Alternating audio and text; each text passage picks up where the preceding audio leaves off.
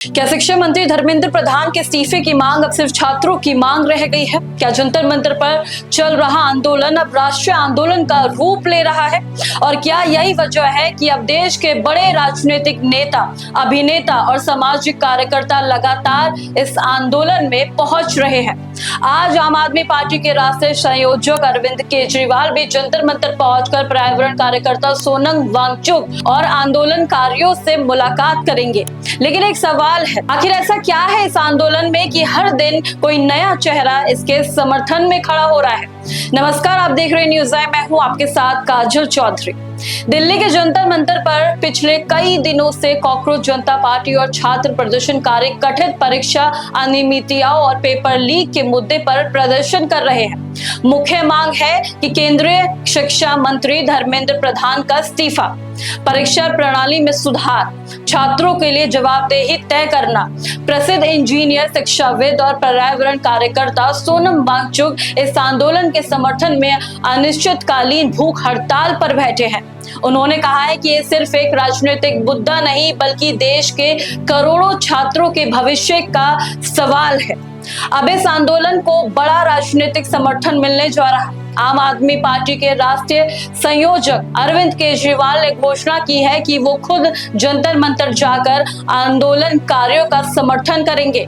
उन्होंने कहा है कि उनकी पार्टी आंदोलन की मांगों के साथ खड़ी है और धर्मेंद्र प्रधान के इस्तीफे की मांग का समर्थन करती है। साथ ही उन्होंने सोनम वांगचुक से स्वास्थ्य को देखते हुए भूख हड़ताल समाप्त करने की अपील भी की है। अब इस आंदोलन को कई राजनीतिक नेताओं का समर्थन मिला है, जिसमें शामिल है अरविंद केजरीवाल, आतिशी, संजय सिंह, अखिलेश यादव, मोइया मोइत्रा, उद्धव ठाकरे, आदित्य ठाकरे, शशि थरूर, चंद्रशेखर आजाद।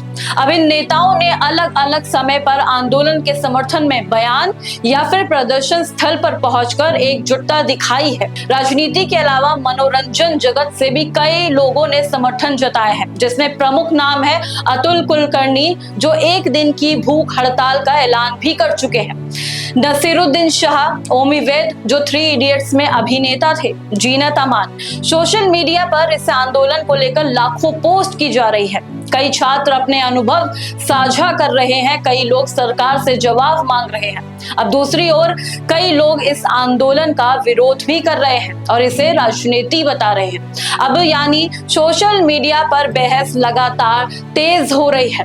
अब इस पर सरकार का क्या रुख है वो भी सुन लीजिए। अब तक केंद्र सरकार की ओर से आंदोलन की मांगों पर औपचारिक बातचीत की कोई घोषणा नहीं हुई है। शिक्षा मंत्रालय की ओर से पहले भी परीक्षा प्रणाली में सुधार और जांच की बात की जाती है, लेकिन आंदोलनकारी इससे संतुष्ट नहीं है और इसी बीच सबसे बड़ी चिंता सोनम वांगचुक की सेहत को लेकर है।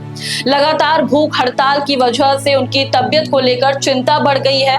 दिल्ली हाई कोर्ट में उनकी स्वास्थ्य स्थिति को लेकर एक जनहित याचिका भी सुनवाई के लिए सहमति दे दी गई है। अब सवाल सिर्फ जंतर मंतर का नहीं रह गया है। हर दिन नए छात्र संगठन, नए सामाजिक संस्थाएं, नए राजनीतिक दल और नए सार्वजनिक चेहरे इस आंदोलन के साथ जुड़ रहे हैं। अब यही वजह है कि ये विरोध प्रदर्शन राष्ट्रीय स्तर पर चर्चा का विषय बन चुका है। अब सबसे बड़ा सवाल, क्या धर्मेंद्र प्रधान पर राजनीतिक दबाव बढ़ेगा? क्या सोनम वांगचुक अपनी भूख हड़ताल खत्म करेंगे? और सबसे महत्वपूर्ण, क्या इस आंदोलन के बाद परीक्षा प्रणाली में कोई खास बदलाव देखने को मिलेगा? क्या सरकार को आंदोलनकारियों से बातचीत करनी चाहिए? क्या परीक्षा व्यवस्था में बड़े सुधार की जरूरत है? आपकी राय हमें कमेंट्स में जरूर बताइएगा। अगर वीडियो पसंद आई है तो हमारे चैनल को सब्सक्राइब करना ना भूलें। धन्यवाद।